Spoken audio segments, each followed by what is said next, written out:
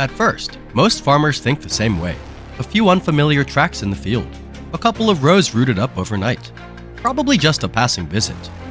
The boars came through, fed, and moved on. But that hesitation often becomes the very first mistake, because wild boars don't just stop by. They remember, and they come back, causing even greater damage each time. At this point, acting to protect livelihoods and restore peace is no longer optional. It's urgent.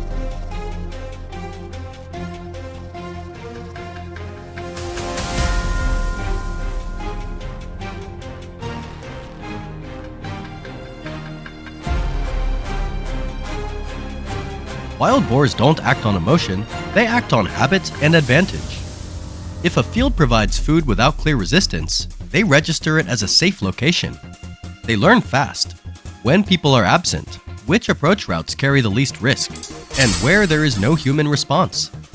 After just a few quiet nights, the field stops being a temporary stop. It becomes part of the herd's regular travel route.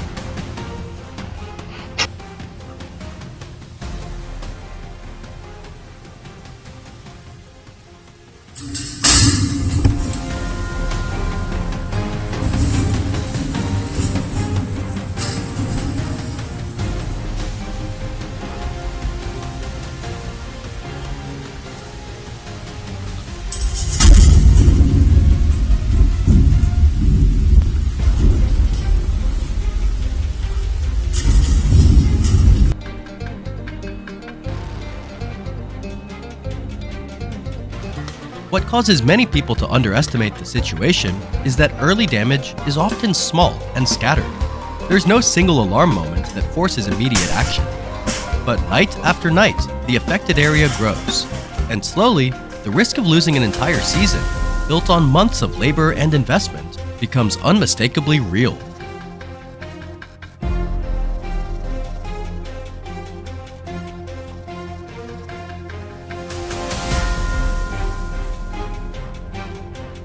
At that stage, using traps is not about confrontation or aggression. It is a controlled form of intervention. The goal isn't to chase boars away and hope for the best. It's to change environmental conditions so the boars recognize one thing clearly. This area is no longer easy to access, and the reward no longer outweighs the risk. Only when habits are broken does the cycle of return and destruction truly end. No farmer wants to reach this point from the start. But when waiting no longer works and damage keeps escalating, not acting becomes the same as accepting the loss. In wild boar management, controlling behavior is always more effective than relying on hope.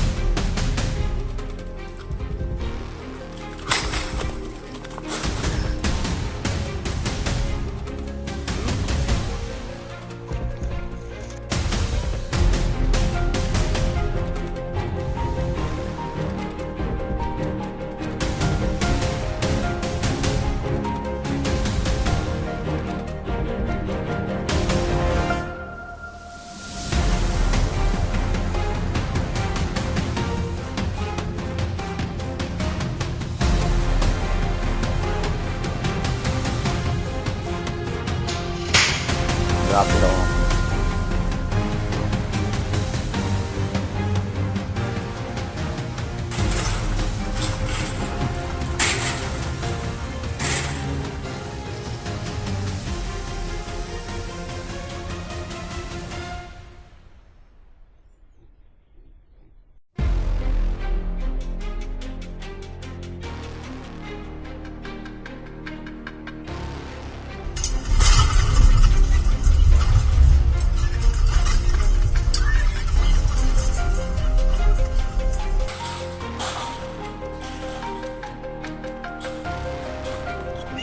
bowl size.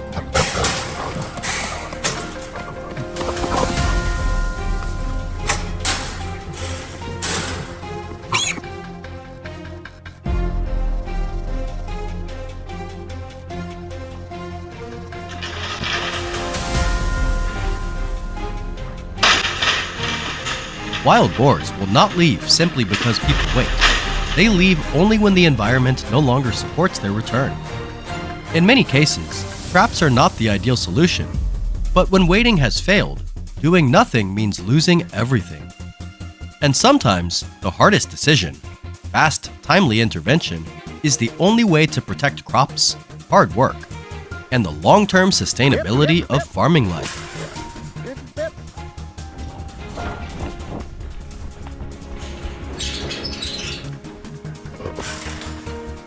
I wish you'd stop doing that. You're doing bit.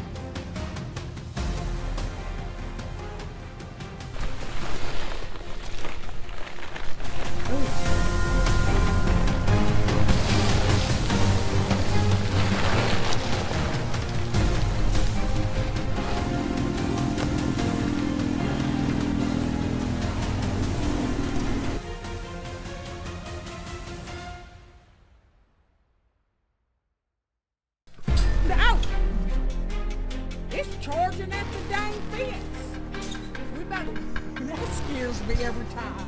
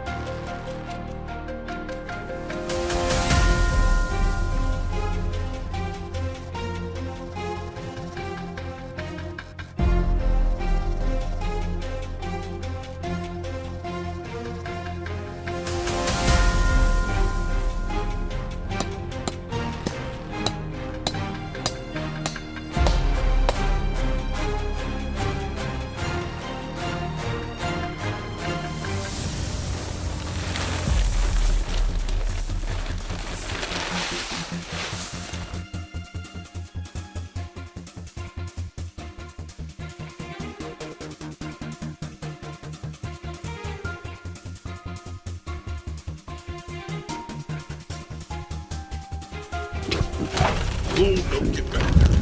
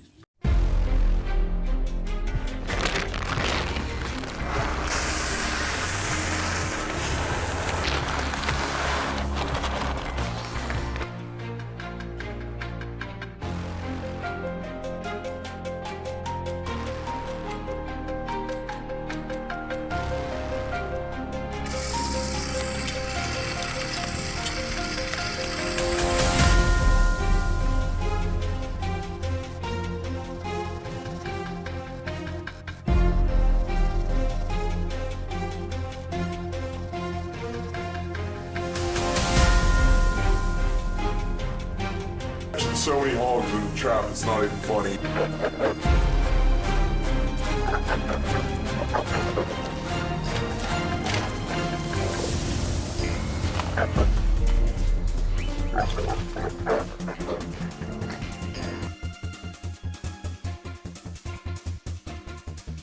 Was low.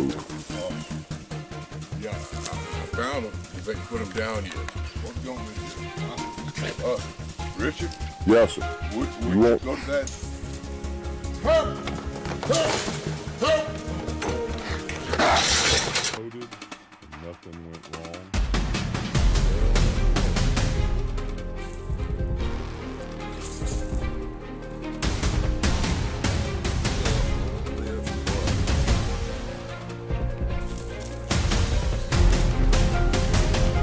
Yeah, watching there, that's our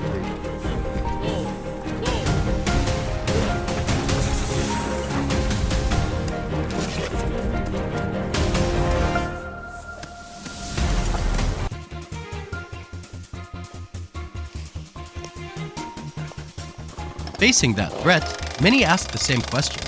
Is there a way to stop wild boars while remaining safe, humane, and environmentally responsible? The answer lies in modern trapping systems. Contrary to popular belief, today's traps are not designed to harm wildlife. They are built to control intrusion safely, reduce direct conflict between humans and boars, and comply with local ecological management regulations. Their evolution reflects a clear goal, not elimination, but behavior guidance, protecting crops while maintaining balance between agriculture and nature.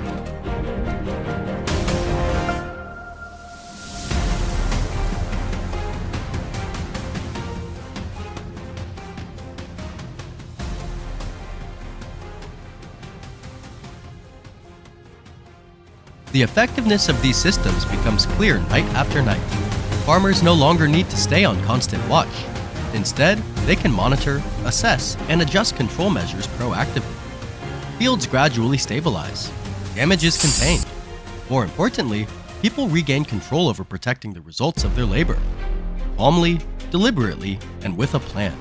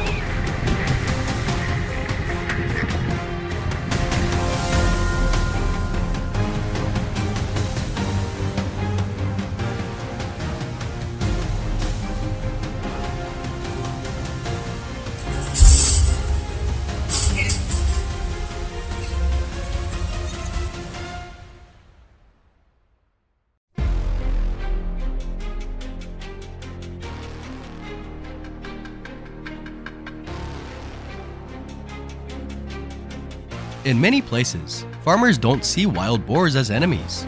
They understand these animals are part of the natural world. But when survival boundaries are crossed, finding a balanced solution becomes necessary.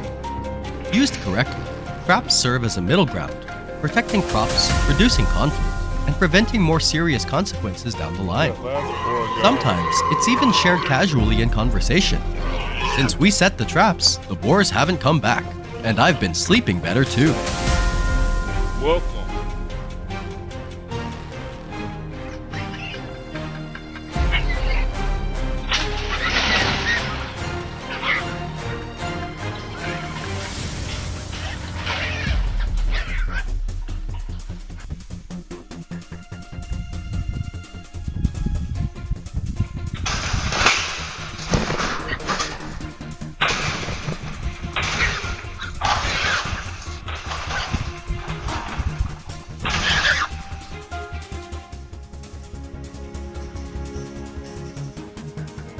For farmers, wild boars aren't just a wild image deep in the forest.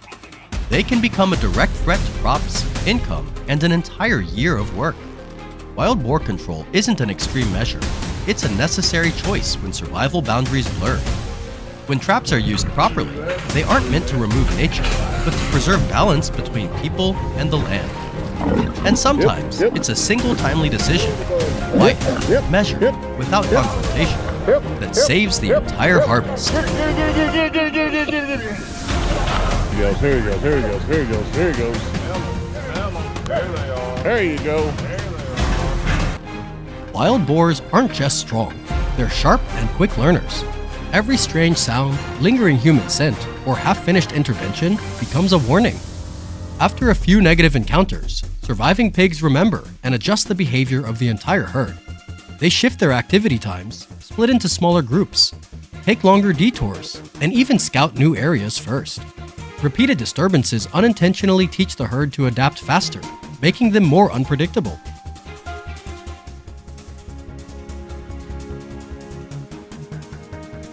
We realized, to truly solve the problem, the herd must feel the environment has returned to normal. Only then will their natural behavior show itself. From the moment we stopped the chase, the real work began.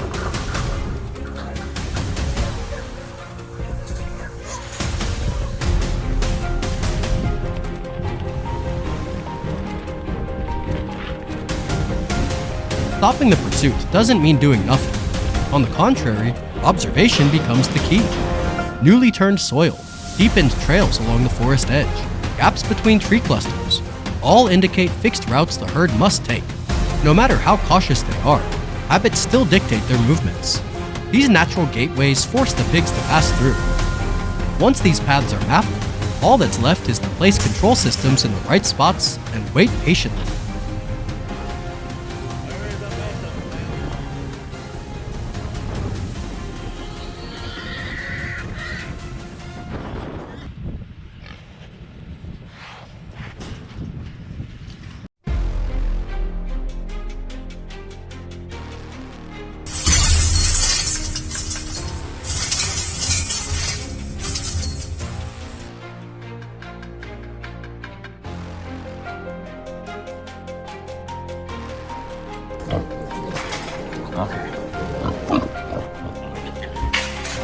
That's good.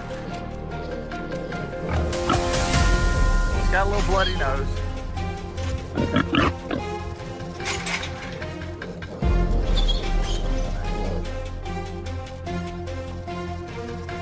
Silence becomes the most powerful tool.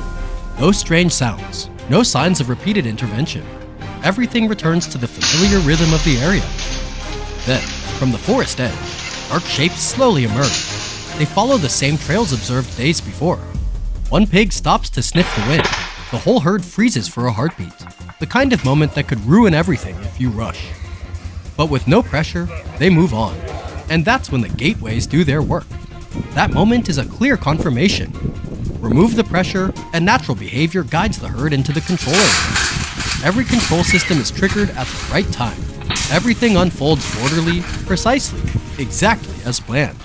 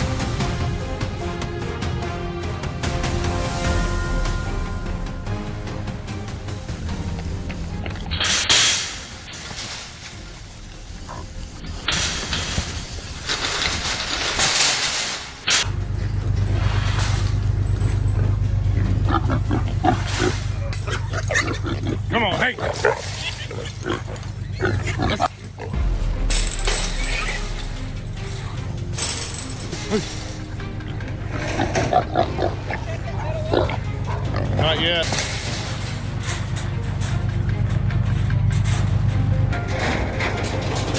Get in there.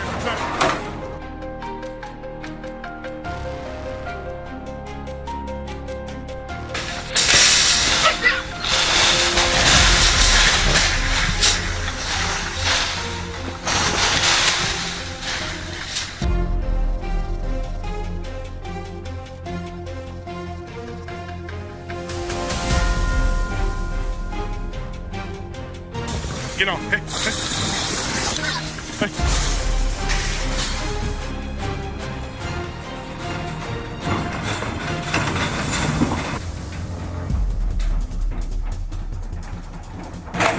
Okay. The don't chase, let them come strategy isn't luck, nor is it constant pressure. It's a game of observation, discipline, and timing. When we stop leaving human scent, making noise, and intervening halfway, the herd stops learning to avoid us, and their natural habits reveal themselves. The key lesson: don't chase the herd, control the path. Calmly read the signs, set boundaries in the right spots, and patiently wait. That's how you create lasting stability for the farm while reducing unnecessary conflict. This content focuses on management and safety. All measures must comply with local regulations and ideally be conducted with experienced guidance.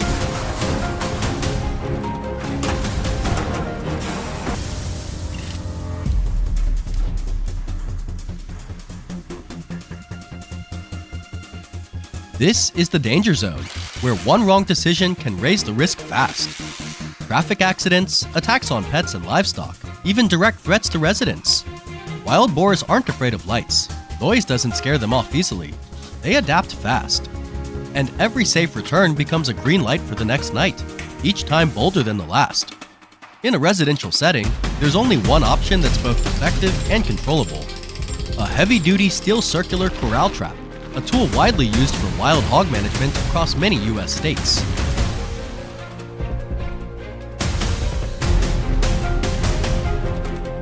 The trap is set on open ground bordering the neighborhood, right along the boar's established nighttime travel route. The circular design eliminates blind corners.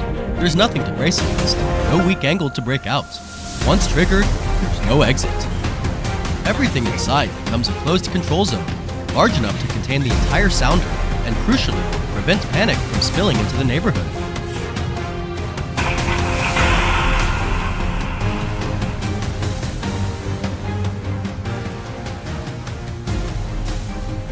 The bait is simple: food the boars already trust. It's placed dead center, deep enough that they have to commit fully and step all the way inside. No rushing, no force. In wildlife control, patience at this stage determines 90% of the outcome. The boars must believe this is just another safe feeding spot, right up until everything is already under control.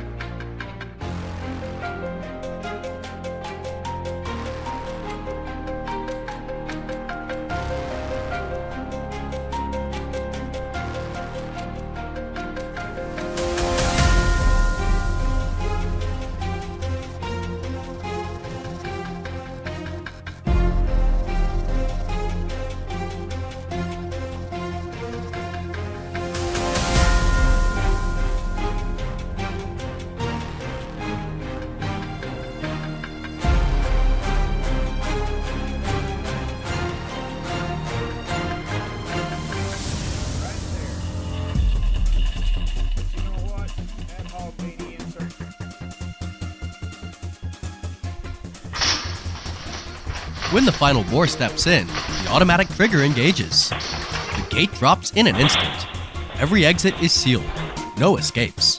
No panicked animals charging through residential streets. No situation spiraling out of control. This is the biggest advantage of an automatic circular corral trap. The threat ends right where it stands, without being pushed somewhere else. After the trap is sprung, camera systems show no further wild boar movement around the neighborhood.